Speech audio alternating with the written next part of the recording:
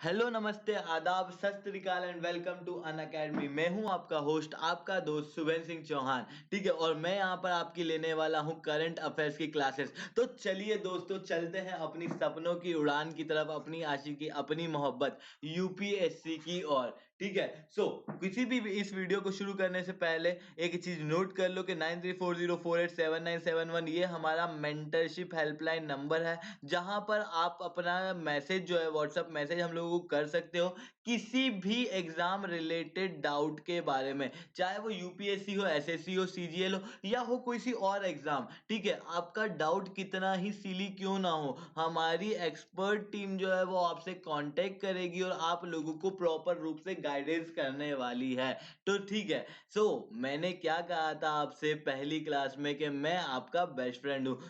मैं आपका best friend यहाँ पे इस तरीके से होने वाला हूँ कि आपके हर कदम पे आपकी हेल्प करने वाला हूँ। ठीक है, 4 साल का मेरा टीचिंग एक्सपीरियंस रहा है और इस सीरीज के अंदर हम लोग न्यूज, एडिटोरियल, मैगजीन, टेलीविजन सब कुछ कवर करने वाले हैं।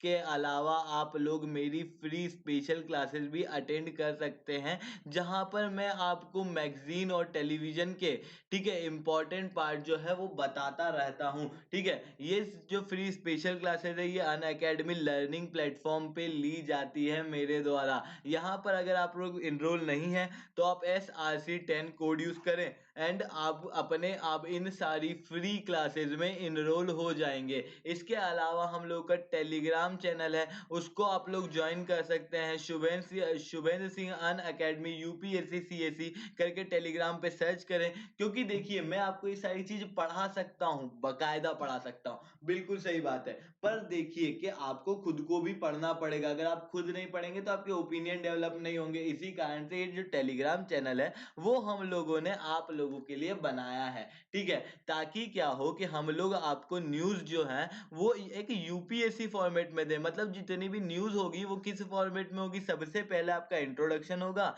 देन आपकी बॉडी होगी और फिर आपका कंक्लूजन होगा। इस तरीके से आपको जो है आपका news every every every every day आपको मिलने वाली है। ठीक है, इन न्यूज को पढ़ने से क्या होगा कि पहले तो आपको आंसर राइटिंग की प्रैक्टिस होगी और दूसरी चीज क्या होगी कि आपके रीडिंग से आपका ओपिनियन डेवलप होगा। इतनी बात समझ में आई तो आगे की बात करते हैं। देखो बेटा कि आप अपने मेंटरशिप हेल्पलाइन नंबर से अपनी सारी समस्या जो है वो मुझे दे सकते हैं, पर देखिए समस्याएं जो है वो एग्जाम रिलेटेड कुछ भी हो हम लोग हैंडल करेंगे, पर एग्जाम के बाहर की ना हो, वरना कॉल करके कह रहे हैं, मैसेज करके कह रहे हैं कि सर आपकी क्रश का नाम बता दो।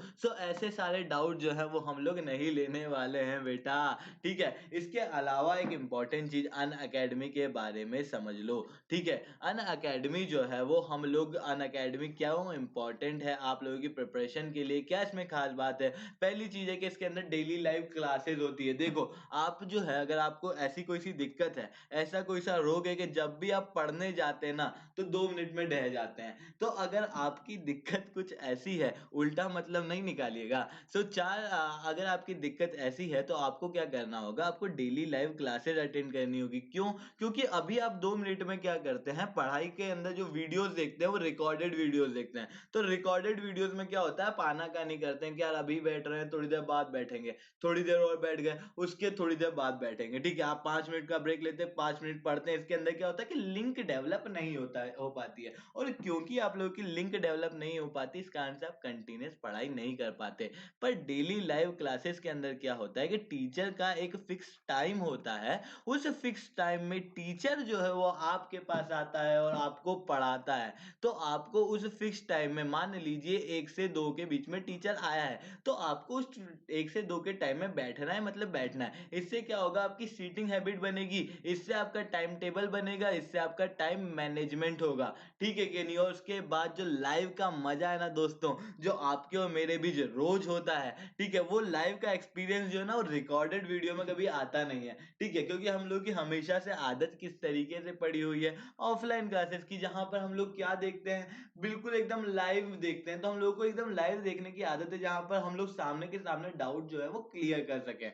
और जो अगली चीज़ है वो लाइव टेस्ट और क्विज़ेज़ है, ताकि आप एक प्रॉपर रूप से अपने आप को एनालाइज़ कर सको, अपने आप को इम्प्रूव कर सको अपने पास्ट से, ठीक है? उसके अलावा आपके लिए स्ट्रक्चर्ड कोर्सेज़ लाया है अनअकैडमी और अनलिमिटेड एक्सेस। अनलिमिटेड एक्सेस का मतलब है कि आप इन सारे एजुकेटर को एक ही सब्सक्रिप्शन में, आपको अलग-अलग सब्सक्रिप्शन नहीं लेना अलग-अलग एजुकेटर का, आप एक ही सब्सक्रिप्शन में इन सारे एजुकेटर की क्लास को जॉइन कर सकते हो। ये सारे एजुकेटर की क्लास आप लोगों के लिए ओपन हो जाएगी, ठीक है? क्या बात कर रहे हैं सर, सारे एजुकेटर की? जी हाँ, सारे एजुकेटर की। अच्छा, तो हम किसी भी क्लास में बैठ सकते हैं? हाँ, आप लोग किसी भी क्लास में बैठ सकते हैं, क्योंकि अनअकैडमी समझता है कि हर एक स्टूडेंट अपने आप में यूनिक है, और अगर हर एक स्टूडेंट अपने आप में यूनिक है, तो क्या ज़रूरत है उसे अपने आप से एक एजुकेटर चूज़ करने की? क्यों? क्योंकि उसका पढ़ने का तरीका यूनिक है, ठीक है कि नहीं? किसी एडमिनिस्ट्रेशन के हाथ में अब आपके टीचर को चूज़ करने का पावर नहीं, बल्कि आपके हाथ में होगा अपने टीचर को, अपने एजुकेटर को चूज़ करने का राइट, ठीक है। उसके अलावा पूरे स्ट्रक्चर्ड कोर्सेज़ आप लोगों के लिए लाए गए हैं, जिसके अंदर आपके सारे सब्जेक्ट जो हैं यूपीएससी पॉइंट ऑफ व्यू से कवर किए जाएँगे, ठीक है। इतनी सारी चीज़ें जो है ये आप अनअकैडमी लर्निंग ऐप से डायरेक्ट ले सकते हैं। वहाँ पर जाइए, ऊपर अपना गोल डालिए यूपीएससी सीएसई, ठीक है। और वहाँ पर जाके आप सब्सक्रिप्शन पे क्लिक कीजिए, अब आपको एक बिलिंग टाइप से ऐसे आएगा, और मैंने कहा है कि मैं आपका क्या हूँ, साथी, आपका दोस्त। मैं आपके पेमेंट से लेके आपके सिलेक्शन तक हर वक्त पे साथ देने वाला हूँ। इस कदम पे, आपके पहले कदम पे भी साथ देना तो बनता है कि नहीं बनता है? इसी कारण से आप जो है मेरा कोड SRC10 यूज करिए, और इससे फ्लैट 10% डिस्काउंट पाइए। अब आप सोचोगे केवल यूपीएससी के लिए क्या सर? नहीं, केवल यूपीएससी के लिए नहीं, बल्कि अनअकैडमी पे जितनी भी एजुकेशन की, जितनी भी चीजें पढ़ाई जाती है, चाहे वो हो CAT, GATE, JEE, NEET, SSC, CGL, इन सब की एग्जाम के अंदर, ठीक है, अगर आप लोग आगे आपका कोई रिलेटिव इनरोल करना चाहता है, तो अब वो इस कोड को यूज कर सकता है, उसको अपने कोर्स के अंदर फ्लैट 10% ऑफ मिल जाएगा। बात समझ में आई कि नहीं? ठीक है। इसके अलावा अनअकैडमी आप लोगों के लिए लेके आया है आइकनिक कोर्सेज। आइकनिक कोर्सेज के अंदर क्या होता है कि आप लोगों को एक पर्सनल कोच दिया जाता है, एक स्टडी प्लानर दिया जाता है, ताकि आप सारी चीज जो है वो प्लान करके पढ़ सकें, और आपका एक पर्सनलाइज्ड फीडबैक सिस्टम होगा, जिससे आपकी स्टडी जो है वो और भी ज्यादा होगी स्मार्ट, ठीक है।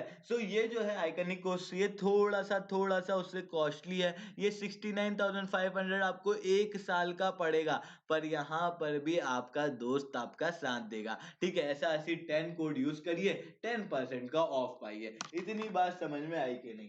ठीक है। 2 मिनट रुकिएगा, 2 मिनट रुकिएगा, ओके,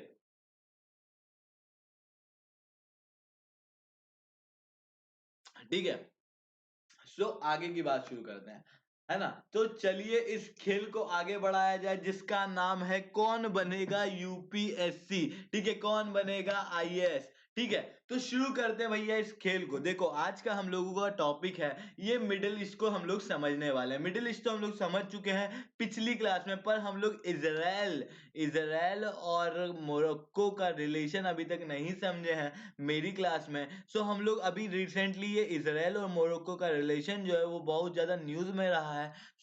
आज हम लोग इस चीज को कंप्लीट कर लेते हैं। देखिए, आप एक बार 3 जनवरी की क्लास को ओपन कर लीजिएगा, ठीक है। 3 जनवरी के दिन मैंने द हिंदू का एनालिसिस कराया था, उसका एंड वाला पार्ट आप देखेंगे तो मैंने आपको यहाँ की पूरी एक पॉलिटिकल क्या चल रहा है इस रीजन में, मिडिल ईस्ट में, वो सब कुछ मैंने आपको बताया है, ठीक है। उसका एक डिटेल वर्जन है यहाँ पर भी मैं शॉर्ट में आपको बता देता हूँ कि मिडिल ईस्ट के अंदर क्या हो रहा है। देखिए कि ये है सऊदी अरेबिया, ठीक है। सबसे पहले ये जो पूरा रीजन था ये ओटोमन एम्पायर का हुआ करता था। इधर जो ईरान है, यहाँ से आपका पर्शियन गल्फ लग जाता था, ठीक है। हिस्ट्री अगर आप पढ़े होंगे तो ये सब कुछ आपको पता होगा कि ये वाला रीजन जो है ये ओटोमन एम्पायर था, और ये वाला रीजन जो है यहाँ से आपका पर्शियन गल्फ लग जाता था, ठीक है।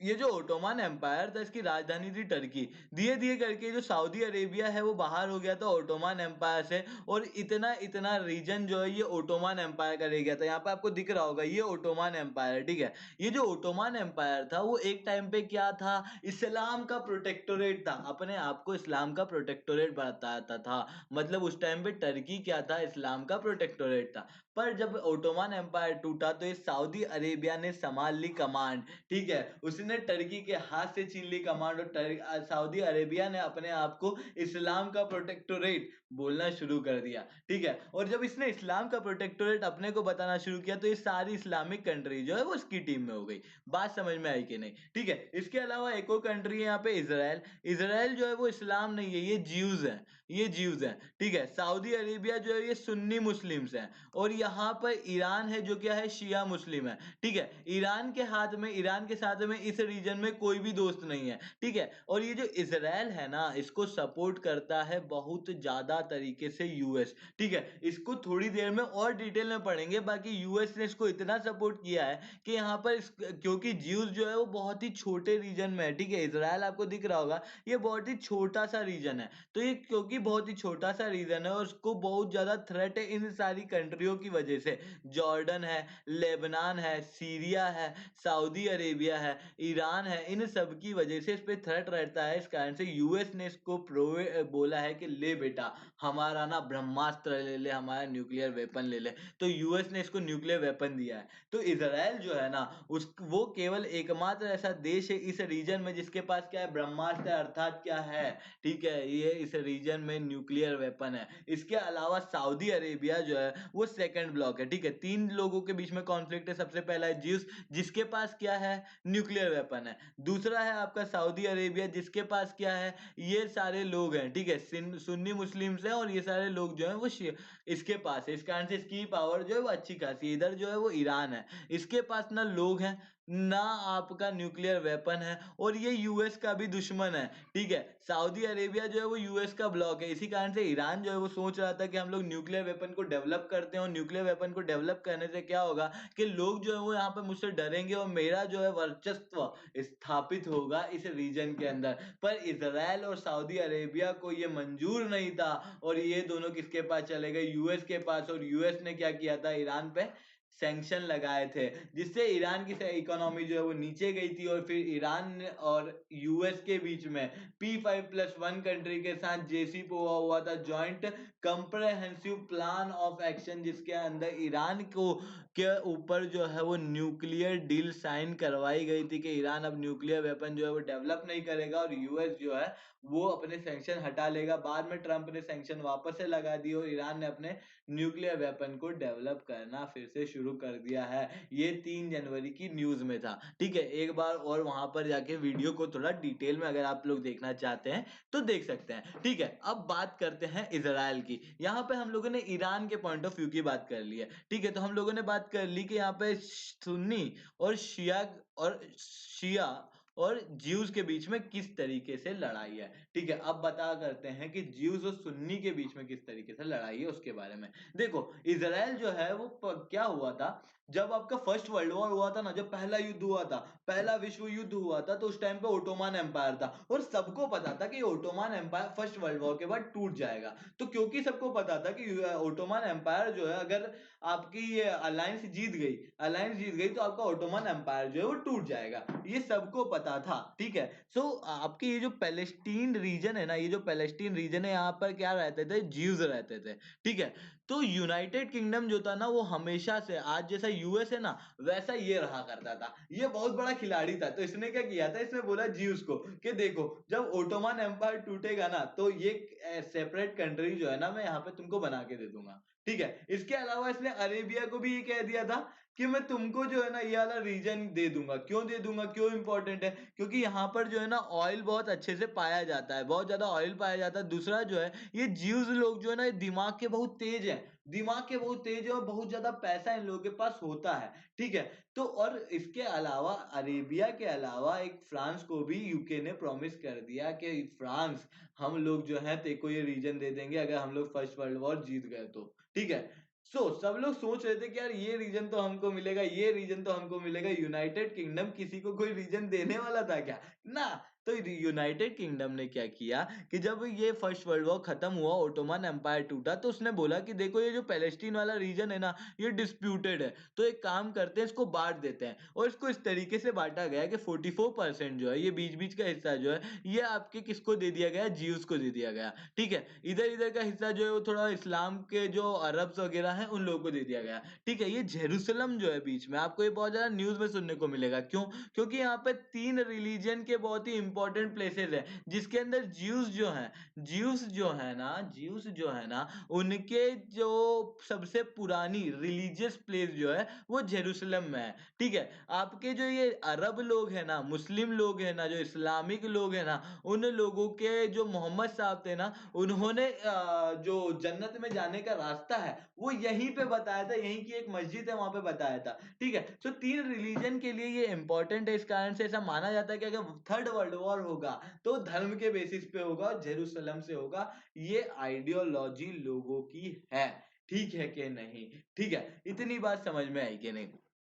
अब आप बोलेंगे कि सर, अगर ये वाला रीजन जो है वो इसको दे दिया गया था, ज्यूस को, बचा हुआ रीजन जो है वो इस्लाम को दे दिया गया था, तो ये रीजन अभी इजराइल में कैसे है? ठीक है, समझिएगा। देखो, हुआ ये कि 44% ज्यूस थे, उनको इतना सारा एरिया दे दिया गया, अरब को ये बात हजम नहीं हुई। ठीक है, अरब को ये बात हजम नहीं हुई, ना ही अरब को ये पसंद आता था कि ज्यूस उनके रीजन में, क्योंकि ये पूरा जो रीजन है, ये पूरा रीजन जो है वो अरबियों का रीजन है। ठीक है, ये पूरा रीजन जो है वो इस्लाम का रीजन है। उसके अंदर अगर छोटे से पार्ट में भी दूसरे लोग रहते हैं तो उन लोगों को पसंद नहीं आता, क्योंकि आदमी की, इंसान की ये प्रवृत्ति रही है कि वो हमेशा अपने जैसे लोगों को ही अपने पास में चाहता है, उसके अलावा बाकी लोगों से वो नफरत करने लगता है। ठीक है, तो ऐसे ही लोग थे जीव्स, जिनसे बाकी के लोग नफरत करते थे। इसी कारण से 6 कंट्रियों ने, हाँ सर, 6 कंट्रियों ने क्या किया था? इस इजराइल पे अटैक कर दिया था। और इजराइल इजराइल क्योंकि इजराइल को पता था कि अगर हम लोग हार गए, ज्यूस को पता था कि क्योंकि अगर हम लोग हार गए तो हम लोगों को कहीं भी मुंह दिखाने का मौका नहीं मिलेगा, हम लोग कहीं भी एग्जिस्ट नहीं कर पाएंगे। और ये जो 6 कंट्री थी ना, इनकी तो अपनी अपनी कंट्री थी, तो इनके ऊपर कोई एग्जिस्टेंशियल क्राइसिस नहीं था, ज्यूस के ऊपर एक एग्जिस्टेंशियल क्राइसिस था। और ये इतिहास गवाह है साहब, इतिहास गवाह है। आप वर्ल्ड हिस्ट्री उठा के देख लीजिएगा। ठीक है, चाहे आप जर्मनी के केस की बात करें, चाहे आप इजराइल के केस की बात करें, या कहीं के भी केस की बात करें, जब बात व्यक्ति के एग्जिस्टेंस पे आई है, बात व्यक्ति की जान पे आई है, तो कंट्री ने ये सिद्ध किया है कि धर्म की अंपायर कितना भी छोटा क्यों ना हो, अगर हम लोग हमारे पूरे जोर से लड़ेंगे ना, तो बड़े से बड़े अंपायर को अपने सामने झुका देंगे। यही बात इजराइल ने की और 6 कंट्रियों को एक साथ हराया। ठीक है, अगर आपको याद होगा तो जर्मनी उस टाइम पे छोटा हुआ करता था, और जर्मनी के यूनिफिकेशन के द्वारा जर्मनी ने भी फ्रांस जैसे बड़े स्टेट को उस टाइम हराया था, क्योंकि जर्मनी को पता था कि अगर अभी नहीं जीते तो कहीं नहीं जीत पाएंगे। ठीक है, क्योंकि बात एग्जिस्टेंस की आ गई थी उस टाइम पर भी। ठीक है, तो जब जब बात जो है ना वो व्यक्ति के एग्जिस्टेंस की आ गई है, व्यक्ति के वजूद की आती है ना, तो व्यक्ति जो अपनी जान लगा देता है, और जान लगाता ऐसे है कि बड़े से बड़े अंपायर को अपने कदमों में झुका के बता देता है। ठीक है, इतनी बात समझ में आई कि नहीं? इजराइल जो है ये 6 स्टेट से जीता था, और जब वो 6 कंट्री से जीता, तो ये जो वेस्ट बैंक वाला था, ये अरब वाला रीजन जो है वो इजराइल ने अपने अंडर में ले लिया। इसके अलावा यहाँ पे आपके गोलन हाई मिलेगा, वो गोलन हाई भी इजराइल ने अपने रीजन के अंदर ले लिया। ठीक है, इजराइल ने जब अपने रीजन के अंदर लिया, तो इजराइल जो है ना, क्योंकि इसे 6 कंट्रियों को हराया था, तो ये 6 कंट्रियों के सामने कैसा हो जाएगा कि यार ये दुश्मन है अपना। ठीक है, क्योंकि ये क्या है, इससे युद्ध हो चुका है। इजिप्ट भी उन्हीं में से एक था। देखो, अब इजिप्ट के अंदर क्या था कि सुएज कैनाल इस दौरान जो है वो बन चुकी थी। ठीक है, सुएज कैनाल आपको पता है ना, सुएज कैनाल क्यों इंपॉर्टेंट है? क्योंकि ये ट्रेड के लिए बहुत ज्यादा इंपॉर्टेंट रही है। अगर यूरोप को एशिया से ट्रेड करना है तो पहले इतना बड़ा रास्ता नाप के जाना पड़ता था। फिर बाद में क्या किया गया, बाद में यहाँ पे सुएज कैनाल बनाई गई ताकि यहाँ से इस तरीके से ट्रेड किया जा सके। ठीक है, सुएज कैनाल के लिए एक और फैक्ट आप चाहें तो याद रख सकते हैं कि सुएज कैनाल की जगह पे पहले जो है 4 लेक्स हुआ करते थे बड़े-बड़े, ठीक है? पहला नाम था अल मजीला, दूसरा नाम था तजीमिया, तीसरा नाम था ग्रेट बीटर लेक और चौथा नाम था क्या? लिटिल बीटर लेक, ठीक है? ये नॉर्थ से साउथ के ऑर्डर में मैंने बताया। प्रीलिम्स में अगर डायरेक्ट क्वेश्चन आ जाए कि बताइए कि क्या नॉर्थ से साउथ का ऑर्डर है, ठीक है, आपके सुएज कैनाल के लेक्स का, तो आप ये बता सकते हैं, ठीक है? बात समझ में आई कि नहीं आई? बात समझ में आई कि नहीं आई? ठीक है, तो ये सुएज कैनाल बनाया गया था। सुएज कैनाल जब बनाया गया तो सुएज कैनाल जो है वो किसका पार्ट था? ये जो मिस्र देश है, ये जो इजिप्ट है, इसका भाग हुआ करता था, ठीक है? इजिप्ट में उस टाइम पे जो राजा था उसने ये कहा कि यहाँ से हर एक कंट्री को मैं ट्रेड करने दूंगा एक्सेप्ट इजराइल, ठीक है? इजराइल को छोड़ के बाकी सारी कंट्री को ट्रेड करने दिया तो इजराइल को लगा अबे हम ही को हटा दिया बे, हम तो पड़ोसी हैं तुम्हारे, ठीक है? हम तो पड़ोसी हैं, हमको तो आने दो। इजराइल ने इजिप्ट ने कहा कि नहीं नहीं नहीं नहीं, तुम वही कंट्री हो जिसने कुछ साल पहले हम लोगों को हराया था, ठीक है? तो इजराइल ने बोला अच्छा उस टाइम हराया था तो हम वापस से तुम्हें हराएंगे। और इजराइल ने यूएस की मदद से क्या किया, यहाँ पर इजिप्ट के अंदर घुस गया और ये जो सिनाई पेनिनसुला है, ये सिनाई पेनिनसुला है, ठीक है? ये रीजन का नाम है सिनाई पेनिनसुला, इस जगह को हड़प लिया था। और जब इसने इस जगह को हड़पा तो इजिप्ट ने कहा कि इसको छोड़ दो, तो इजराइल ने कहा कि हम छोड़ देंगे, हमको स्विस कैनाल से ट्रेड करने दो, ठीक है? रशिया बीच में इंटरफेयर किया, रशिया ने इन दोनों के बीच में ट्रेडिंग कराई और यहाँ से जो है इजराइल को रास्ता मिलना शुरू हुआ, ठीक है? पर इजिप्ट को लगा कि यार ये तो दूसरी बार बेइज्जती हो गई, ये तो दूसरी बार बेइज्जती हो गई, अगर हम लोग इसका बदला नहीं लेंगे तो हम लोगों का तो दिक्कत हो जाएगा, लोग तो है हमारे सामने हंसी उड़ाएंगे। तो ऐसा सोचा इजिप्ट ने और फिर इजिप्ट ने क्या किया, इजिप्ट ने क्या किया, जॉर्डन के साथ मिलकर, ऊपर सीरिया के साथ मिलकर और 6 दिन का वॉर किया, ठीक है? 6 दिन का वॉर किया, चारों तरफ से इजराइल को घेर लिया गया और 6 दिन के अंदर, महज 6 दिन, ठीक है, महज 6 दिन के अंदर अंदर ये कंट्रियां जो हैं बड़ी बड़ी, इजिप्ट इजिप्ट ये सारी कंट्रियां ये सब हार गई। क्या? सब हार गई इजराइल के सामने? जी हाँ साहब, इजराइल ने फिर से ये कंट्रियों को हरा दिया। 1978 की बात कर रहा हूँ, 1967 की बात कर रहा हूँ मैं, जब क्या हुआ था, इजराइल ने 6 डे वॉर के अंदर 6 दिन के अंदर अंदर जो है इन कंट्रियों को हरा दिया था। और इजराइल ने ये सिद्ध कर दिया था कि साम्राज्य कितना भी छोटा हो ना क्यों ना हो, हौसले बुलंद होने चाहिए, हौसले बुलंद होने चाहिए अपने एग्जिस्टेंस के लिए। और इजराइल जो है वो एक बहुत ही बड़ा, ठीक है, पावर बन के उभरा। इजराइल ने ये बता दिया कि भले मैं छोटा हूं पर ताकत जो है ना वो मेरे में बराबरी की है, ठीक है? इतनी बात समझ में आई कि नहीं? ठीक है, फिर क्या हुआ, धीरे धीरे करके यहाँ पर थोड़ी सी चीजें जो है वो सुधरने लगी। हाँ वह इजराइल की वजह से इजराइल जो है वो एक अलग हो गया, सऊदी अरेबिया जो है वो थोड़ा सा अलग हो गया। क्यों? क्योंकि ये अरब के रीजन है और ये लोग जो है किससे हारे हुए हैं, इजराइल से हारे हुए हैं, ठीक है? हालांकि इजराइल और सऊदी अरेबिया दोनों के दोनों जो है वो यूएस के ही भाग है, दोनों के दोनों यूएस के ही भाग हैं, ठीक है? अब क्या हुआ कि यूएस का यहाँ पे प्रेजेंस जो है वो काफी टाइम तक बहुत ज्यादा था। फिर यूएस को क्या हुआ, अपने एरिया में शेल ऑयल मिल गया। जब यूएस को अपने एरिया में शेल ऑयल मिल गया तो यूएस जो है वो अपने मतलब से था, ये समझ आया, ठीक है? यूएस जो यहाँ पे था वो अपने मतलब की वजह से इस रीजन में था। क्यों? क्योंकि इस रीजन में ऑयल बहुत ज्यादा मिलता था। जब उसको अपने ही रीजन में ऑयल मिला तो यूएस ने सोचा कि अब इस जगह में रहने से फायदा क्या है, ठीक है? कोई फायदा नहीं। तो यूएस ने सोचा कि अब हम लोग यहाँ से निकलते हैं। जब यूएस यहाँ से निकलने लगा तो ईरान को सपोर्ट जो है ना यहाँ से रशिया और चाइना ने करना शुरू कर दिया। रशिया और चाइना जो है वो मिडिल ईस्ट में अपनी प्रेजेंस बढ़ाना जो है वो धीरे धीरे करके शुरू कर दिया है।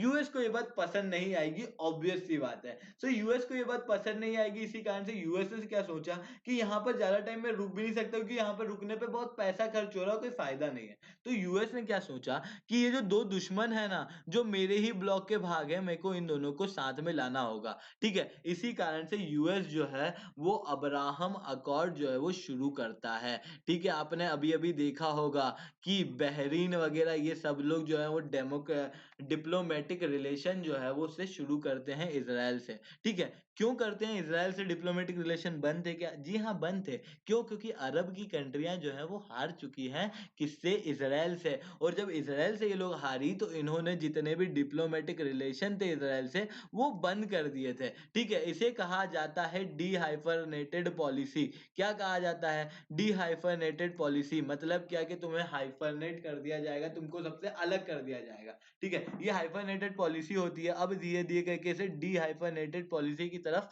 यूएस ले जा रहा है। ठीक है, और आपने देखा होगा कि ये वाला रीजन जो है यूएई, ठीक है, बहरीन, इन लोगों ने वापस से इसराइल से कांटेक्ट बनाना शुरू कर दिया है। क्यों किया है? ताकि ये दोनों, ये सारा रीजन जो है ये एग्जिस्ट कर पाए इस एक टेररिस्ट थ्रेट के खिलाफ, ये जो ईरान नाम का थ्रेट है ना, इसके खिलाफ। इसके अलावा आप सोच रहे होंगे सर इजिप्ट का क्या हुआ? सर इजिप्ट का क्या हुआ? इजिप्ट भी बेटा मिडिल ईस्ट में आता है। ठीक है, और इजिप्ट जो मिडिल ईस्ट में आता है ना, इजिप्ट ने क्या किया था? इजिप्ट से तो इसराइल का रिलेशन वापस से ठीक हो गया था 1978 के अंदर ही। ठीक है, तो सबसे पहली कंट्री जिसने इसराइल से रिलेशन बनाया था वो इजिप्ट था। ठीक है, सबसे पहला कंट्री जो था वो इजिप्ट ही था जिसने क्या किया था? इसराइल से रिलेशन बनाया था। इतनी बात समझ में आई कि नहीं आई?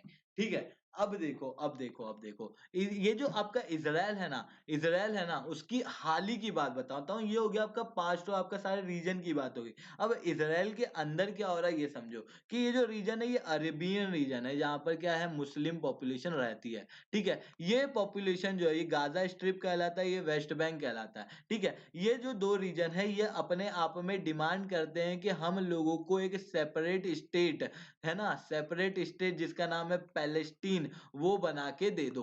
ठीक है, हम लोगों को सेपरेट स्टेट घोषित कर दो, हम लोगों को पैलेस्टीन घोषित कर दो। और ये जो पैलेस्टीन होगा वो हमारे अनुसार ये होना चाहिए कि जेरूसलम जो है वो तुम्हारी भी, यानी ज्यूस की भी एक रिलीजियस प्लेस है और हमारी भी एक रिलीजियस प्लेस है, तो क्यों ना इसे दो भाग में बांट दें। ऊपर वाला तुम रख लो जहां पे तुम्हारा है, नीचे वाला हम रख ले जहां पर हमारा। ठीक है, इज़राइल ने कहा हमारे सर पे कुछ लिखा है क्या? ठीक है, इज़राइल ने कहा हमारे सर पे कुछ लिखा है क्या? जब तुम पहले ही हमारे अंडर में हो, ये जेरूसलम पहले ही मेरे पास है, तो मैं इसको बाँटूँगा क्यों? ठीक है, और इज़राइल जो है लगातार ये पैलेस्टीन के फॉर्मेशन को मना करता है। ठीक है, पैलेस्टीन के फॉर्मेशन को नकारता है कि कोई पैलेस्टीन का फॉर्मेशन नहीं होगा। ठीक है, अब पैलेस्टीन को बनाने के लिए गाजा स्ट्रिप में एक मुस्लिम ऑर्गेनाइजेशन है जिसका नाम है हमास। ठीक है, और वेस्ट बैंक के अंदर है फतेह। फतेह जो है वो क्या है? एक साइलेंट है, मतलब ये क्या है? आपकी गांधीयन आइडियोलॉजी पे चलती है। मतलब क्या है? नॉन वायलेंस पे चलती है। ये वायलेंस नहीं करते, साधारण रूप से मांग करते हैं। ठीक है, गाजा स्ट्रिप में जो हमास है ना, ये वायलेंट ग्रुप है। और इन लोगों को हथियार जो है ना वो कौन प्रोवाइड करता है? ईरान प्रोवाइड करता है। मतलब ईरान ने ना यहाँ पे भी अपना चिरखा हुआ है लपक लपक के। ठीक है, सो यहाँ पर भी वो क्या करता है? हथियार प्रोवाइड करता है, जिससे क्या होता है? इसराइल के अंदर क्या होता है? ठीक है, आपका इनस्टेबिलिटी जो है वो क्रिएट होती है। बात समझ में आई कि नहीं? सो इसराइल भी क्या करता है बदले में? इसराइल तो पावरफुल है भैया, 6-6 कंट्रियों को मार के आया, तो गाजा स्ट्रिप है। ठीक है, ये भी बदले में दे पटक खूब मारता है इधर रीजन में। ठीक है, इसी कारण से इंडिया जो है ना वो बड़े टाइम तक इसराइल से कोई डिप्लोमेटिक रिलेशन नहीं किया था। ठीक है, आपको याद होगा 1971 का युद्ध, उस टाइम पे इसराइल ने क्या किया था? भारत को हथियार प्रोवाइड किए थे। यहाँ पर बहुत ही बेहतरीन क्वालिटी के हथियार बनाते हैं। इसराइल जो है वो बहुत आगे है साइंस और टेक्नोलॉजी में, पर फिर भी इंडिया जो है उससे 1992 तक कोई बात नहीं करता है। क्यों नहीं करता? क्योंकि इसराइल जो है वो वायलेंस में बिलीव करता है, लड़ाई में बिलीव करता है। इसराइल जो है वो ऑलरेडी 6 वॉर्स लड़ चुका है। ठीक है, और इंडिया की नजर में इसराइल ऐसा था कि ये तो लड़ाकू है भैया, और इंडिया बिलीव करता था नॉन वायलेंस में। इसराइल के अंदर के डिस्प्यूट भी हैं और वो गाजा स्ट्रिप में क्या कर रहा है? लोगों को मार भी रहा है। तो इंडिया को लगा कि यार ये कंट्री अपने लायक नहीं है। इस कारण से काफी टाइम तक इंडिया जो है वो पैलेस्टीन के फॉर्मेशन को हाँ करता रहा था, और शायद आज भी करता है, क्योंकि इंडिया जो है वो दो नेशन थ्योरी में बिलीव करता है। ठीक है, पर क्या हुआ? 1992 से इंडिया ने रिलेशन बनाना शुरू किए। क्यों किए? इंडिया बदल गया क्या? नहीं नहीं नहीं, इंडिया का आइडियोलॉजी तो अभी भी वही है बेटा। पर क्या हुआ कि इजराइल ने 1992 में ओस्लो एग्रीमेंट किया था। ओस्लो कहाँ की राजधानी है? ठीक है, ओस्लो का राजधानी है आपकी नॉर्वे की। ठीक है, ओस्लो जो राजधानी है नॉर्वे की है। ठीक है, ओस्लो एग्रीमेंट किया था जिसके तहत उसने प्रॉमिस किया था कि जो पैलेस्टीन वाले लोग हैं इनको मार धाड़ जो है वो नहीं करेगा। ठीक है, मार धाड़ जो है वो नहीं करेगा, शांतिपूर्वक ढंग से इसका सॉल्यूशन निकाला जाएगा। उसके बाद से भारत जो है वो इजराइल से बात करना शुरू करता है। ठीक है, ये होगी भारत की बात। अब मैं बात करता हूँ यूएस की। मैंने कहा था यूएस जो है वो इजराइल को बहुत ज्यादा सपोर्ट करता है। कैसे करता है देखो, यूएस जो है, ठीक है, यहाँ पर आपको पता होगा जेरूसलम है। ठीक है, एक और यहाँ पे कंट्री है तल अवीव, जो कि इसकी पुरानी कैपिटल है इसराइल की। ठीक है, यहाँ पर जमाने भर की एम्बेसी जो है ना वो यहाँ पर है। ठीक है, यूएस ने केवल ये दिखाने के लिए कि जो जेरूसलम है ये पैलेस्टीन का पार्ट नहीं बल्कि इजराइल का पार्ट है। पैलेस्टीन जो है वो भी भारत इजराइल का पार्ट है। ये जो वेस्ट बैंक है ये सब कुछ इजराइल का पार्ट है। मतलब पैलेस्टीन जैसा कुछ एग्जिस्ट ही नहीं करता। ये दिखाने के लिए यूएस ने अपनी एम्बेसी को तल अवीव से शिफ्ट कर दिया जेरूसलम में। ये हो गई पहली बात। दूसरी बात, यूएस ने अपने न्यूक्लियर वेपन दिए हैं इजराइल को। ठीक है, एंड थर्ड थिंग, तीसरी बात, आपको याद होगा अभी कुछ टाइम पहले की बात है, यूनेस्को ने क्या किया था? यूनेस्को ने क्या किया था, पैलेस्टीन को अपने यहाँ पर एक ऑब्जर्वर मेंबर रख दिया था। और पैलेस्टीन को जब ऑब्जर्वर मेंबर रखा, पैलेस्टीन मतलब क्या है? Gaza state. ठीक है, गाजा स्टेट और वेस्ट बैंक, वेस्ट बैंक। ठीक है, इसको क्या कर दिया था, एक ऑब्जर्वर मेंबर रख दिया था अपने यहाँ पर। ठीक है, पैलेस्टीन को किसने? यूनेस्को ने। ठीक है, जिसका विरोध किया था इसराइल ने, और विरोध करते हुए यूनेस्को से अपनी क्या कर ली थी, मेंबरशिप को बाहर ले लिया था, इसराइल चला गया था। यूनाइटेड स्टेट्स ने क्या किया था उस टाइम पे? यूनाइटेड स्टेट्स ने भी उस टाइम पे यूनेस्को को छोड़ दिया था। ठीक है, इसी कारण से, ठीक है, यूएस इतना सपोर्ट करता है, हाँ भाई इतना सपोर्ट करता है। इसीलिए ये कहा जाता है, इसीलिए ये कहा जाता है the door to the US go from the Tel Aviv. ठीक है, मतलब अगर आपको यूएस से रिलेशन बनाने हैं तो पहले आपको इसराइल से रिलेशन बनाने पड़ेंगे। ठीक है, बात समझ में आई कि नहीं आई? ठीक है, आपको मैंने अब्राहम अकॉर्ड के बारे में बताया। ठीक है, मिडिल ईस्ट वापस से कैसे इसराइल के क्लोज गया इसके बारे में बताया। ठीक है, हम लोगों ने किस बारे में बात की कि इसराइल का हिस्ट्री क्या है। ठीक है, मिडिल ईस्ट में क्या चल रहा है। ठीक है, पैलेस्टीन वाला इशू क्या है इसके बारे में बात की, गाजा स्ट्रेट उसके बारे में बात की, और ये इशू क्यों राइज हुआ, ओटोमान एम्पायर, पूरा हिस्ट्री से जोड़ते हुए हम लोग यहाँ पे पहुंचे। ठीक है, उसके अलावा हम लोगों ने बात की कि इंडिया का क्या स्टैंड है, हम लोगों ने बात की यूएस का क्या स्टैंड है इसराइल को मैटर को लेके। ठीक है कि नहीं है? ठीक है, इसराइल के मैटर को लेके। उसके बाद नेक्स्ट बात है मोरक्को की। ठीक है, मोरक्को की। मोरक्को जो है ना, मोरक्को जो है ना वो ये वाला रीजन है। ठीक है, मोरक्को की थोड़ी ज्योग्राफी समझ ले क्या बेटा? मोरक्को की ज्योग्राफी समझ ले क्या? ठीक है, मोरक्को की ज्योग्राफी जो है वो बहुत ज्यादा इंपॉर्टेंट है। बस 2 मिनट रुकेगा, मैं इसकी ज्योग्राफी आपको बताता हूँ।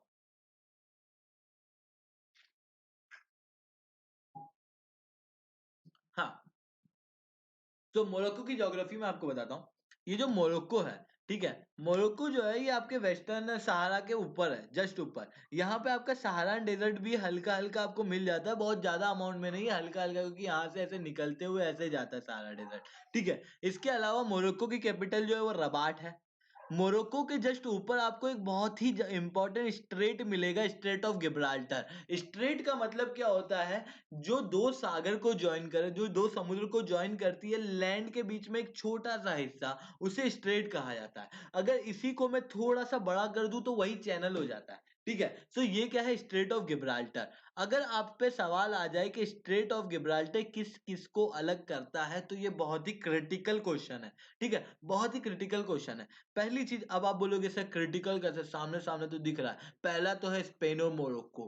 ठीक है, स्पेन और मोरक्को को अलग करना बिल्कुल सही है। दूसरा है अटलांटिक ओशियन और मेडिटेरेनियन सी, भूमध्य सागर। ठीक है, भूमध्य सागर और अटलांटिक महासागर को अलग अलग करता है गिब्राल्टर। ठीक है, तीसरी बात यह है कि क्या ये यूनाइटेड किंगडम और स्पेन को अलग करता है क्या? यूनाइटेड किंगडम और स्पेन को अलग करता है क्या? अब आप बोलेंगे सर यूनाइटेड किंगडम तो कहाँ है? ठीक है, स्पेन कहाँ है, ठीक है, और स्ट्रेट ऑफ गिब्राल्टर कहाँ है, ठीक है। सो आप बोलेंगे कि ये तो कहीं से कहीं तक नहीं करता। बेटा यहीं पे ना, यहीं पे आपको एक एजुकेटर की जरूरत होती है, समझे, ठीक है। सो देखो यहाँ पर जो स्ट्रेट ऑफ गिब्राल्टर है ना, यहाँ पे जस्ट ऊपर एक आइलैंड है, यहाँ पे जस्ट ऊपर एक आइलैंड है जो कि यूनाइटेड किंगडम द्वारा है, जो कि यूनाइटेड किंगडम का है। और ये जो मोरक्को के पास में है ना, यहाँ पे जस्ट पास में एक आइलैंड है जो क्या है, स्पेन का है, ठीक है, स्पेन का है। इस कारण से स्ट्रेट ऑफ गिब्राल्टर जो है ना, वो यूनाइटेड किंगडम और स्पेन को भी अलग करता है, ठीक है। सो ये बहुत ही डीप क्वेश्चन है, बहुत ही इंपॉर्टेंट है, जो साधारणतः आपको एटलस में देखने को नहीं मिलेगा, और यूपीएससी ऐसे ही क्वेश्चन उठा के पूछता है। ज्योग्राफी समझे, ठीक है। मोरक्को जो रीजन है वो बड़े टाइम से फ्रांस का क्या रहा है, कॉलोनी रहा है, ठीक है। फ्रांस का एक कॉलोनी था 1956 में। ये जो मोरक्को है, 1956 में ये मोरक्को को आजादी मिल गई थी फ्रांस से, ठीक है। नीचे एक वेस्टर्न सहारा वाला रीजन है, ठीक है, ये वेस्टर्न सहारा है, ठीक है, वेस्टर्न सहारा है। अगर आप यहाँ पे गौर से देखोगे ना, तो आप बोलोगे कि सर ये सारी की सारी लाइनें जो है परपेंडिकुलर क्यों हैं, सर ये परपेंडिकुलर एकदम सीधी सीधी जैसे स्केल से खींची हो। बेटा ये जो यूरोप है ना, ये जो यूरोप वाले हैं ना, ये अपने आप को बहुत बताते हैं कि हम लोग जो है ह्यूमन राइट को प्रमोट करते हैं, हम लोग ये करते हैं वो करते हैं। एक्चुअली में ये हुआ था कि 1884 के अंदर इन लोगों ने अफ्रीका को बांटा था आपस में, जैसे केक काटते हैं ना वैसे। इस कारण से यहाँ पे एकदम स्ट्रेट लाइंस है, ठीक है। ये जो थोड़ी बहुत आड़ी आड़ी टेढ़ी टेढ़ी जो लाइन उभरती हुई दिख रही है ना, ये थोड़ा थोड़ा कॉन्फ्लिक्टिंग रीजन है। हल्का हल्का कॉन्फ्लिक्ट होने के कारण जो है एक दूसरे स्टेट के जो है थोड़ा सा इधर खिसके, थोड़ा सा उधर खिसके, थोड़ी सी इधर जगह दो, ऐसा वाला खेल वहां पे हुआ है, ठीक है। उसके अलावा यहाँ पे जो है पॉपुलेशन बहुत ज्यादा कम है, पॉपुलेशन बहुत ज्यादा कम है, लैंड मास बहुत ज्यादा है। क्यों कम है? क्योंकि यहाँ पे वेस्टर्न सहारा है, सहारा रीजन है, ये सहारा रीजन मतलब क्या, डेजर्ट रीजन, जहाँ पे व्यक्ति का रहना थोड़ा सा मुश्किल है, मानव का रहना बहुत मुश्किल है। इस कारण से यहाँ पर जो है अगर लोग कम है, अगर इंसान कम है, तो कॉन्फ्लिक्ट कम है, और कॉन्फ्लिक्ट कम है तो यहाँ पर लड़ाइयाँ कम है, ठीक है। भारत के अंदर इतना लोग है कि स्टेट स्टेट लड़ता है कि हमारा ये जगह चाहिए, वो जगह चाहिए। यहाँ पे तो बिल्कुल एकदम परपेंडिकुलर लाइन है, तुम वहां रह लो, हम यहाँ रह ले, क्या ही फर्क पड़ता है, ठीक है। हम इन लोगों को सीखना चाहिए हमारे बंगाल से, ठीक है। बंगाल आप देखेंगे ना, एकदम छोटी छोटी जगह से यहाँ से भी दे दो, यहाँ से भी दे दो, ऐसे करते हुए घुसते हुए जाता है, ठीक है। सो ऐसा बंगाल का हालत है। यहाँ पर जो है एकदम सब लोग थोड़ा सा कॉन्फ्लिक्ट रीजन जो है वो कम है। पर कुछ कॉन्फ्लिक्ट है मोरक्को और वेस्टर्न सहारा के बीच में, ठीक है, वो हम लोग समझेंगे। पर मैंने आपको बताया कि 1884 के अंदर क्या हुआ था, 1884 के अंदर ये जो आपके अफ्रीका है उसको डिवाइड किया गया था, ठीक है। और ये जो वेस्टर्न सहारा है ये किसके हाथ में आया था, स्पेन के हाथ में आया था। 1937 ने 1937 में इसी ने क्या किया था, स्पेनिश सहारा इसको नाम दे दिया था। पर मैंने बताया कि मोरक्को जो है वो 1956 में आजाद हो गया। जब मोरक्को 1956 में आजाद हुआ तो उसने कहा कि जो वेस्टर्न सहारा वाला रीजन है ना, बेटा स्पेन ये तो मेरा है, ठीक है, ये मेरा है स्पेन, तुम ये जगह छोड़ के जाओ, ठीक है। ऐसा किसने कहा? ऐसा कहा था मोरक्को ने। मोरक्को ने ये बात की थी आपके 1956 1957 के अंदर। पर यहाँ पर ना एक ट्राइबल पॉपुलेशन ऑलरेडी रहती थी, ठीक है, एक ट्राइब यहाँ पर पहले से रहती थी, ठीक है, जिन लोगों का अपना एक अलग एग्जिस्टेंस था। हालांकि मोरक्को कहता था कि ये वाला रीजन मेरा है, ठीक है, स्पेन कहता था कि ये वाला रीजन जो है वो मेरा है। पर यहाँ पर एक एथनिक ग्रुप रहता था जिसे कहा जाता था शरावनी, शरावनी में एथनिक ग्रुप, ठीक है। क्या कहा जाता था? शरावी, सॉरी, शरावी एथनिक ग्रुप, SHARAVI, शरावी एथनिक ग्रुप जो है वो मोरक्को में रहता था, ठीक है। अब मोरक्को को समझ आया, सॉरी, मोरक्को क्या, वेस्टर्न सहारा में रहता था, ठीक है। अब ये जो वेस्टर्न सहारा में रहने वाले शराबी लोग हैं, इन लोगों को समझ आया कि यार ये जो मोरक्को है ये हम लोगों पे क्लेम कर रहा है, स्पेन जो है वो हम लोगों पे क्लेम कर रहा है। हालांकि स्पेन यहाँ से अगर चला भी जाए, क्योंकि पूरे वर्ल्ड में क्या हो रहा है अभी, आपका एंटी कॉलोनियल मूवमेंट चल रहा है। पूरे आपके अफ्रीका के अंदर एंटी कॉलोनियल मूवमेंट चल रहा है, जो कि आपको 1950 से लेके 1970-80 तक देखने को मिलेंगे। और इसी बीच में सारी अफ्रीकन कंट्री जो है वो आज़ाद हुई थी, ठीक है। सो ये जो आपके शराबी लोग थे, उन लोगों को ये बात तो समझ आ गई थी कि बहुत जल्दी स्पेन यहाँ से जा सकता है, पर अगर स्पेन यहाँ से चला भी जाएगा तो मोरक्को हम लोगों पे मोरक्को जो है वो हम लोगों को हथिया लेगा। तो हम लोगों का एग्जिस्टेंस कहाँ है? हम लोगों का एग्जिस्टेंस कहाँ है? तो यहाँ पर भी आपका एग्जिस्टेंशियल क्राइसिस जो है वो वापस बन के आया, ठीक है। किसके लिए? शराबीज के लिए। और शराबीज ने सोचा कि अब हम ही लोगों को कुछ करना होगा। 1973 में शराबी ने क्या किया? शराबी ने एक फ्रंट बनाया। इस फ्रंट का नाम कहा क्या दिया गया? पोलिसेरियो फ्रंट, ठीक है। पोलिसेरियो फ्रंट दिया गया, जिसने गोरिल्ला वॉरफेयर को शुरू किया, छिप छिप के वॉर करना शुरू किया, ठीक है, मोरक्को और स्पेन के ऊपर, ठीक है। 1975 तक स्पेन ने ये जगह छोड़ दी। और जब स्पेन ने ये जगह छोड़ी तो स्पेन ने क्या किया? स्पेन ने ये किया कि अपना जो है ये जो वेस्टर्न सहारा वाला रीजन है उसका 2/3 पार्ट जो है वो किसको दे दिया? मोरक्को को दे दिया। और आपका 1/3 पार्ट जो है, 1/3 हिस्सा जो है ना, वो किसको दे दिया? वो किसको दे दिया? यहाँ पर आपको एक कंट्री दिखेगी, ठीक है, मोरिटेनिया, ठीक है, मोरिटेनिया, मोरिटेनिया ये कंट्री आपको दिखेगी, इसको उसने 1/3 पार्ट दे दिया। मतलब कि आपके ये जो शराबी थे, उन लोगों का एग्जिस्टेंस जो था अब खतरे में आ चुका था। और अब जो है पोलिसेरियो जो है वो बहुत ज्यादा भड़क चुका था 1975 में। और 1976 तक आते आते उन्होंने आर्म स्ट्रगल को और बढ़ाया।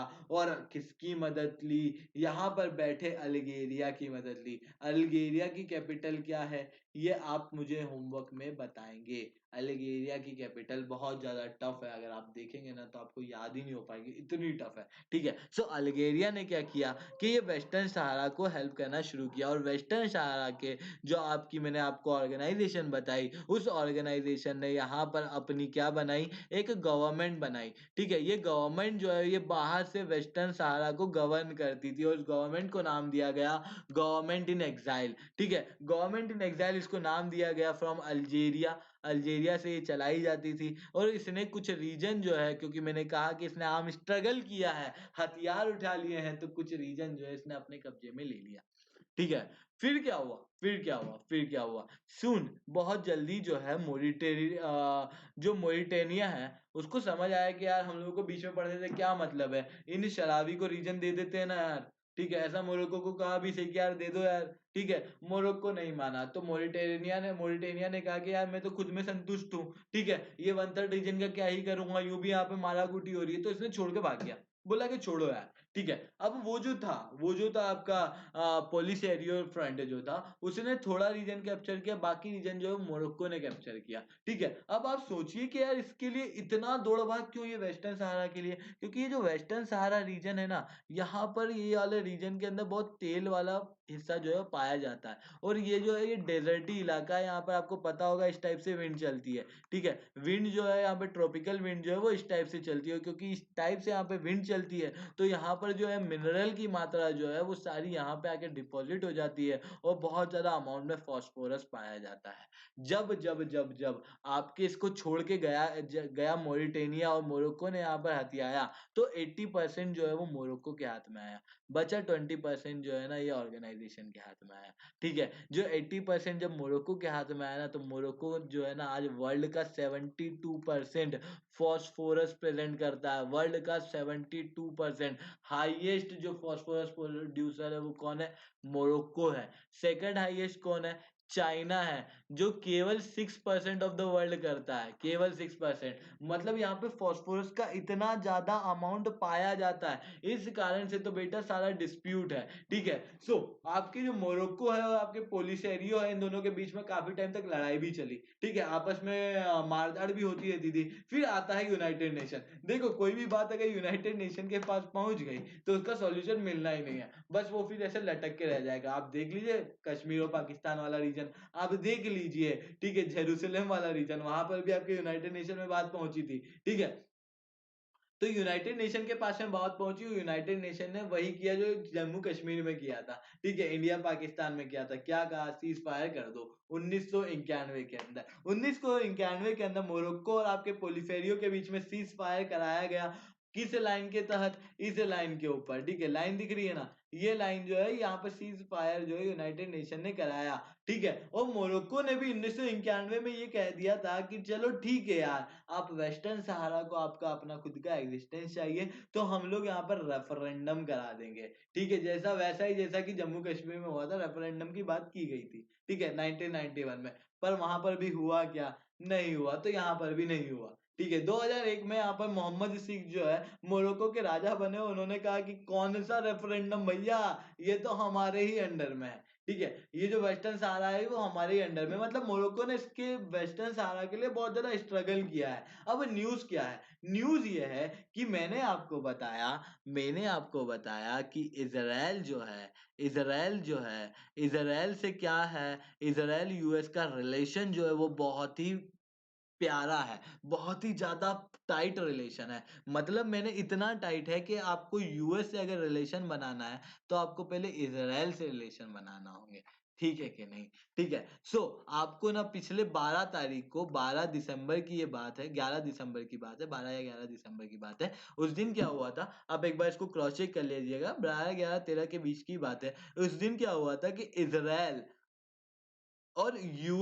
इजराइल और मोरक्को का क्या हुआ था? टाई अप हुआ था। मतलब दोनों ने एक दूसरे के साथ में डिप्लोमेटिक रिलेशन करने की बात की थी। ऑफिशियली डिप्लोमेटिक रिलेशन करने की बात की थी, ठीक है। और मैंने क्या कहा कि इजराइल यूएस का रिलेशन जो है वो क्या है, सबका कनेक्शन देखना। अब सारी चीज जो पढ़ाई है ना, उन सबका कनेक्शन मिलते जाने वाला है, ठीक है। सो अब क्या हुआ कि जो इजराइल है ना, ये किसके क्लोज है? यूएस के। तो यूएस जो एक बड़ी कंट्री, एक वर्ल्ड की बड़ी पावर है, तो यूएस ने क्या कहा कि जो मोरक्को है, ठीक है, मोरक्को है, इसका पूरा पूरा हक है इस वेस्टर्न सहारा पे, ठीक है। और अगर बड़ी कंट्री ने रिकॉग्नाइज कर दिया, यूएस ने रिकॉग्नाइज कर दिया, तो हो सकता है बहुत जल्दी वेस्टर्न कंट्री भी इसे रिकॉग्नाइज कर दे, ठीक है कि नहीं है? ठीक है। इसके अलावा, ठीक है, अब एक मोरक्को और इजराइल का रिलेशन, मैंने क्या कहा, ऑफिशियली अभी हुआ है, पर ये रिलेशन जो है ना सालों पहले से है। अब एक एक चीज का जो है ना वो कनेक्शन होते जाएगा, जो जो मैंने पढ़ा है, ठीक है। सो आपको पता है क्या कि 1948 के अंदर क्या हुआ था? वॉर हुआ था ना, ज्यूज वाला, ठीक है। जब 1948 में वो जो ज्यूज वाला और अरब वाला वॉर हुआ था, तो सब जो वर्ल्ड के ज्यूज है उन लोगों को समझ आ गया था कि हम लोग जो सेफ है वो इजराइल में है। इजराइल में हम लोग सेफ है, इस कारण से मोरक्को के अंदर भी बहुत ज्यादा अमाउंट ऑफ क्या रहते थे? ज्यूज रहते थे। लगभग 1 मिलियन ज्यूज जो है वो मोरक्को से कहाँ चले गए? इजराइल में चले गए। मैंने एक और बात आपको बताई, एक और बात, कुछ ज्यूज जो है वो कहाँ रहे, अभी भी है, मोरक्को में है, ठीक है। मैंने एक और बात बताई कि 1956 में क्या हो गया था? मोरक्को आजाद हो गया था। जब 1956 में मोरक्को आजाद हो गया था, किससे हुआ था? फ्रांस से हुआ था। तो 1956 में मोरक्को जो है वो फ्रांस से आजाद हुआ था। जब फ्रांस से उसको इंडिपेंडेंस मिली थी ना मोरक्को को, तो मोरक्को ने जो ज्यूज है उनका बाहर जाना जो है, उसका उनका एमिग्रेशन जो है वो बंद कर दिया था, ठीक है। सो इन ज्यूज को निकालने के लिए जो है मिशन लॉन्च किया था किसने? इजराइल ने, ठीक है। और हालांकि 1956 की बात है, 1961 में ये लोग पकड़ा गए थे और ऑन बोर्ड के दौरान ही कुछ लोगों को मार दिया गया था, ठीक है। फिर क्या हुआ? क्या ये ज्यूस नहीं निकल पाए? बेटा निकले तो क्यों? क्योंकि ये जो ज्यूस, मैंने स्टार्टिंग में आपको बताया कि ज्यूस का माइंड जो है वो बहुत ज्यादा तेज है, बहुत ज्यादा फास्ट माइंडेड लोग हैं। तो इन्होंने क्या किया, ठीक है, कि यहाँ पर जब एक्सपोज हुए तो वो वाला राजा जो है ठीक 1 महीने में बदल गया, ठीक है। उस 1 महीने में, लगभग 1 महीने में वहां का राजा की डेथ हुई और हसन टू जो है वहां के राजा बने। कहाँ के? मोरक्को के राजा बने हसन टू। जब मोरक्को के राजा हसन टू बने, तो मोरक्को के राजा जब हसन टू बने तो अपोजिशन में थे मेहंदी बेन, और मेहंदी बेन ने इसराइल को क्या किया? रीच किया, कहा कि यार इसराइल, हम मेरी हेल्प कर दो, हम लोग ना हसन टू को मार देते हैं, और फिर ना आप क्या करना है, ज्यूज को निकाल देना, ठीक है, क्योंकि आपके लोगों को ये जो है ना, ये मोरक्को की गवर्नमेंट, इन्हीं के बाप दादा ने जो है ना आपके लोगों को एक्सपोज के दौरान मारा था, तो क्यों ना हम लोग इसका बदला ले लें। ऐसी बात की किसने, मेहदी बेन ने, ठीक है। बाकी अगर ऐसा कर लेते हो तो रिलेशन इतना डीप नहीं बन पाता, अगर मार दिया जाता तो इतना डीप नहीं बन पाता। इसराइल ने क्या किया कि हसन टू के सामने गया और बोला कि देखो ये जो मेहदी बेन है ना, ये तुमको मारना चाहता है। जैसे ये बोला तो हसन टू ने मेहंदी बेन को तो मरवा दिया। इजराइल से उसका रिलेशन जो है वो बहुत क्लोज हो गया, और इजराइल और मोरक्को जो है ना आपस में सीक्रेटली मिशन जो है वो करने लगे। सबके सामने ओपन नहीं हुआ, सीक्रेटली मिशन जो है वो करने लगे, है ना। इजराइल ने ही मोरक्को को क्या दिए थे, वेपन्स दिए थे उन लोगों को, है ना। मैंने क्या बताया कि वहां पे साइंस एंड टेक्नोलॉजी के लिए इजराइल बहुत फेमस है, ठीक है। उसके अलावा डिफेंस इक्विपमेंट के लिए बहुत ज्यादा ये फेमस है, और इंडिया को भी 1971 में इसने क्या दिया था, डिफेंस इक्विपमेंट दिए थे। ये बात मैंने आपको बताई है, ठीक है। आपके इजराइल ने मोरक्को को यहाँ पर भी डिफेंस इक्विपमेंट जो है वो प्रोवाइड करना शुरू किए थे। क्या किए थे, मोरक्को को डिफेंस इक्विपमेंट प्रोवाइड करना शुरू किए थे, उनको कैसे यूज करना है ये भी बताया था। इसके अलावा सर्वेलेंस टेक्नोलॉजी भी मोरक्को को किसने दी है, इजराइल ने दी है, ठीक है। जो एक एक वर्ड है ना उन सबको कनेक्ट करने वाला हूं, ठीक है। मोरक्को और इजराइल जो है वो आपस में क्या बने, है ना, अपने इंटेलिजेंस सर्विस को शेयर करने लगे, अपने स्पाई से मिलने वाली इंफॉर्मेशन को क्या किया, शेयर करना दोनों ने शुरू कर दिया। बात समझ में आई कि नहीं, ठीक है। 1965 के अंदर आपको याद होगा, 1967 में मैंने आपको एक वॉर बताई, 6 डेज वॉर।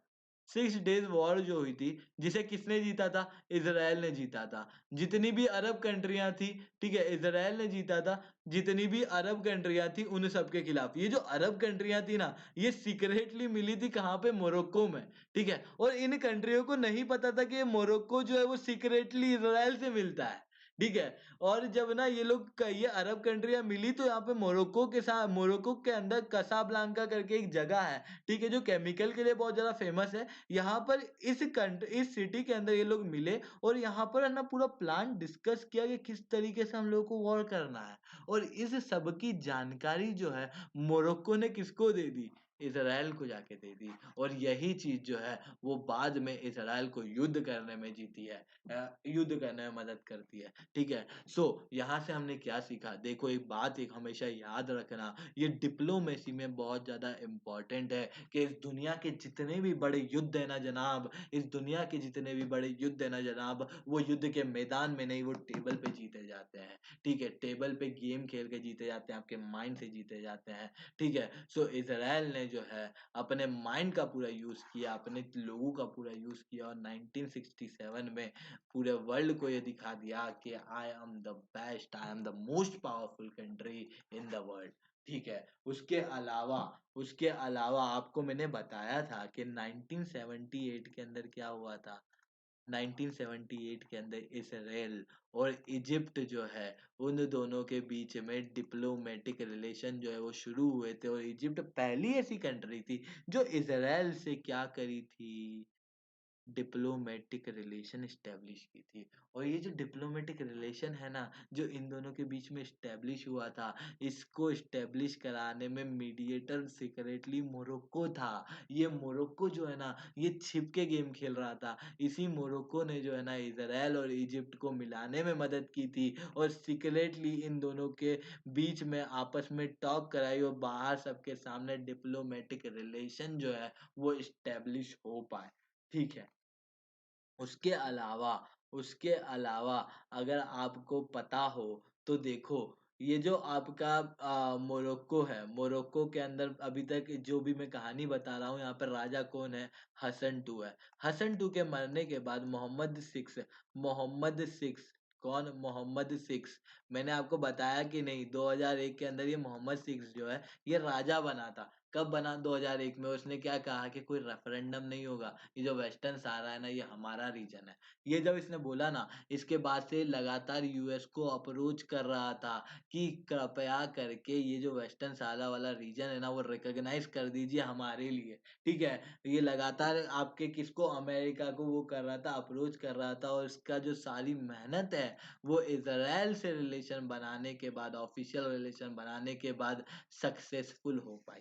ठीक है, अमेरिका ने, मैंने आपको बताया कि अमेरिका ने क्या किया। अमेरिका ने वेस्टर्न सहारा को क्या किया है, रिकॉग्नाइज किया है कि ये मोरक्को का रीजन है।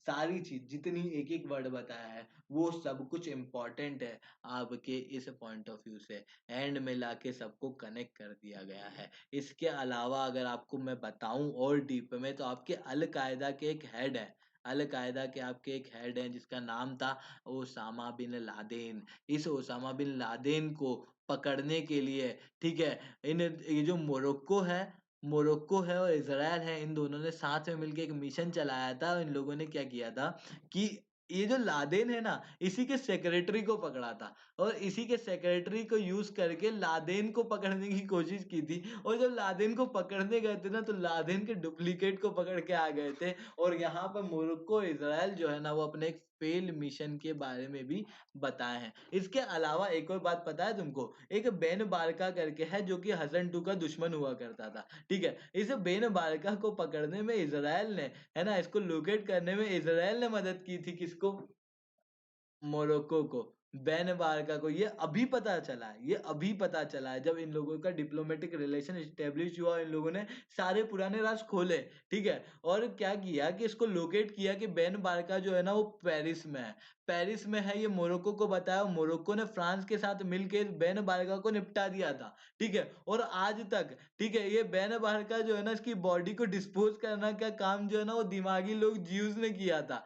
कौन थे? ये इजराइल के थे। और ये इसकी जो बैंड मार्का की बॉडी है ना, ये भैया आज तक नहीं मिल पाई है, ठीक है? ये आज तक नहीं मिल पाई है। समझे कि नहीं समझे? पूरा कहानी समझ आया कि नहीं आया?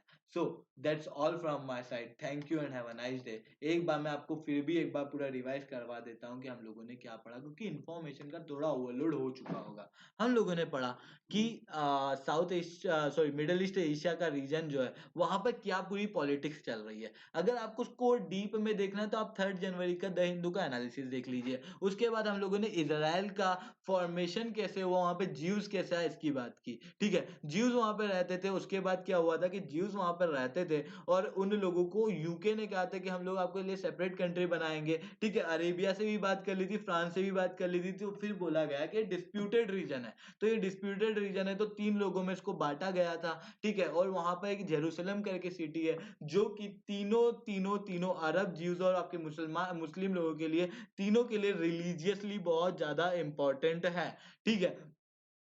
इसी कारण से वहां पर आपके वेस्ट गाजा, आपके गाजा स्टेट, ठीक है, गाजा स्टेट, वेस्ट बैंक और इजराइल नाम की 3 जगह वहां पर आपको देखने को मिलती है अभी के टाइम पे इजराइल में। क्यों देखने को मिलती है? क्योंकि 1948 में जो ज्यूज लोग थे, इन लोगों पे आक्रमण कर दिया गया था अरब द्वारा, और 6 कंट्रियों को ज्यूज ने उस टाइम पे हराया था, और ये वाले रीजन को अपने अंडर में ले लिया था, जो आज पैलेस्टीन की मांग करते हैं। कौन कौन सी कंट्री, कौन कौन सी स्टेट है जो पैलेस्टीन की मांग करती है? आपकी गाजा स्टेट और आपकी वेस्ट बैंक, ठीक है? वेस्ट बैंक के अंदर जो है वो आपके फतेह हैं, जो कि शांतिपूर्वक काम करते हैं, और आपकी गाजा स्टेट के अंदर हमास है, जो एकदम वॉयलेंट है, और उन्हीं को मारता है आपका इजराइल, और इन्हीं को वेपन जो है वो प्रोवाइड करता है आपका कौन? आपका ईरान, ठीक है? इसके अलावा हम लोगों ने बात की कि इजराइल यूएस के बहुत ज्यादा क्लोज है, और यूएस जो है वो पूरी तरीके से सपोर्ट करता है इजराइल को कि पैलेस्टीन जैसी कोई कंट्री नहीं बननी चाहिए। और इसी के सपोर्ट में इजराइल ने अपनी, सॉरी, यूएस ने अपनी क्या, एम्बेसी को तल अवीव से शिफ्ट करके कहाँ कर दिया है? जेरूसलम में कर दिया है। इसके अलावा यूनेस्को से अपने आप को बाहर कर लिया, क्योंकि यूनेस्को ने आपका ऑब्जर्वर मेंबर रख दिया था पैलेस्टीन को, तो क्योंकि इजराइल बाहर हुआ तो यूएस भी बाहर हो गया, और यूएस वही कंट्री है जिसने क्या किया, जिसने हेल्प की है किसे, इजराइल को न्यूक्लियर वेपन देके, ठीक है। और उसके बाद आपको पता है कि यूएस को शेल ऑयल मिल गया, जिसकी वजह से यूएस लगातार बाहर गया है, ठीक है। क्या किससे, मिडिल ईस्ट वाले रीजन से, जिसकी वजह से रशिया और चाइना जो है वो ईरान का सपोर्ट करते हुए वापस मिडिल ईस्ट में आते हुए अभी के टाइम पे दिख रहे हैं। इसी कारण से यूएस ने सोचा कि यहाँ पर रहने से फायदा है नहीं, बाकी अपने जो सपोर्टर कंट्री हैं, जो अपने चेले चपाटे हैं, अपने इजराइल और सऊदी अरेबिया, इनको थोड़ा पावरफुल कर जाते हैं। और अगर पावरफुल करना है तो इन दोनों के बीच में रिलेशन बनाना बहुत इंपॉर्टेंट है। तो सऊदी अरेबिया के जो ब्लॉक वाले लोग हैं, जैसे यूएई है, बहरीन है, ठीक है, मोरक्को है, इजिप्ट है, ठीक है, सो इजिप्ट है, ये सबको उसने क्या किया है, उनसे इजराइल का रिलेशन जो है उसको बनवाना शुरू कर दिया है, ठीक है। इतनी बात हम लोगों ने इजराइल में की। फिर हम लोगों ने मोरक्को की बात की कि मोरक्को जो है वो वेस्टर्न सहारा पे लगातार अपना क्या करता आया है, ठीक है, अपना वर्चस्व स्थापित करने की कोशिश करता आया है। वो पहले जो है स्पेन का रीजन हुआ करता था, और मोरक्को जो है वो पहले किसका रीजन हुआ करता था, फ्रांस की कॉलोनी हुआ करती थी। 1956 में मोरक्को को आज़ादी मिली, और उसके बाद 1975 में स्पेन जो है वो आपका वेस्टर्न सहारा को छोड़ के चले गए। और उस टाइम पे आपकी कौन सी शराबी ट्राइब जो है, शराबी लोग जो हैं वो वहाँ पे रहते थे, और उन लोगों को समझ आया कि यार मोरक्को हम लोगों को हमारा एक ऑटोनॉमी नहीं देगा। और तभी से वहाँ पर क्या है, वो तभी से वहाँ पर पोलिसेरियो फ्रंट करके एक ऑर्गेनाइजेशन बनाई गई है, जो वहाँ की शराबी नहीं बनाई है, जिससे क्या हो कि वो अपना खुद का रूल जो है वो वेस्टर्न सहारा में ला सके। हावेवर जब स्पेन गया था तो उसने वेस्टर्न सहारा का 2/3 रीजन किसको दे दिया था, मोरक्को को, 1/3 रीजन किसको दे दिया था, मोरेटिना को। फिर इन लोगों ने क्या किया था, ये जो पोलिसेरियो है, इन लोगों ने हथियार उठाए थे मोरक्को के खिलाफ। और जब इन लोगों ने हथियार उठाए थे साहब, तो उस टाइम पे मोरिटेनिया ने अपना जो रीजन से क्लेम है वो छोड़ दिया, और मोरक्को ने उस रीजन को हथिया लिया। फिर क्या हुआ कि जो पोलिसेरियो है, इन लोगों ने क्या किया, अल्जीरिया के अंदर, है ना, अपनी एग्जाइल गवर्नमेंट बनाई, और वहां से अपने रीजन को कंट्रोल करते हैं, ठीक है। दोनों के बीच में लगातार कॉन्फ्लिक्ट होते हैं। इसके अंदर यूनाइटेड नेशन बीच में आया, और उसने क्या किया, आपका सीज फायर जो है वो शुरू कर दिया, सीज फायर वहां पे लगा दिया। और यूनाइटेड नेशन ने जब सीज फायर लगाया तो मोरक्को जो है, ठीक है, मोरक्को और इन दोनों के बीच में जो है वो थोड़ा सा शांति का माहौल आपको अब देखने को मिलेगा, ठीक है कि नहीं। इसके बाद की बात जो है, मोरक्को का जो वेस्टर्न सहारा पे, ठीक है, आपका जोर है वेस्टर्न सहारा पे, जो उसका वर्चस्व है, ठीक है, वो उसका और बढ़ गया जब से यूनाइटेड नेशन ने, सॉरी, यूनाइटेड स्टेट ने ये रिकॉग्नाइज किया है कि ये जो वेस्टर्न सहारा वाला रीजन है मोरक्को का है, ठीक है। क्यों रिकॉग्नाइज किया, क्योंकि मोरक्को ने इजराइल से क्या किया है, रिलेशन बनाया है। जो ऑफिशियल रिलेशन अभी बना है, बाकी हिस्ट्री के अंदर उसके रिलेशन ऑलरेडी थे, ठीक है। जो आपके ज्यूस को निकालने के टाइम पे, हसन 2 को बचाने के टाइम पे, ठीक है, आपके बेन बराक को मारने के टाइम पे, ठीक है, जो आपके मोरक्को है उसको वेपन देने वाला इजराइल था, मोरक्को को आपका प्रोटेक्ट करने वाला इजराइल था। सर्वेलेंस दोनों साथ में करते थे, स्पाई एक्सचेंज करते थे। और 1968 का जो वॉर था, 1967 का जो 6 डे वॉर था, उसका रिजल्ट जो है वो टेबल पे निकला था, क्योंकि मोरक्को ने अरब के इंफॉर्मेशन को लीक कर दिया था। इन सब की बात हम लोगों ने की है आज, ठीक है। एक बार अच्छे से इस चीज को रिवाइज कर लेना बहुत इंपॉर्टेंट है, आपके एग्जाम पॉइंट ऑफ व्यू से बहुत ही ज्यादा क्रिटिकली हर एक चीज को एनालाइज किया गया है, हर चीज को कनेक्ट किया गया है। So please have a look on it, है ना। Thank you and have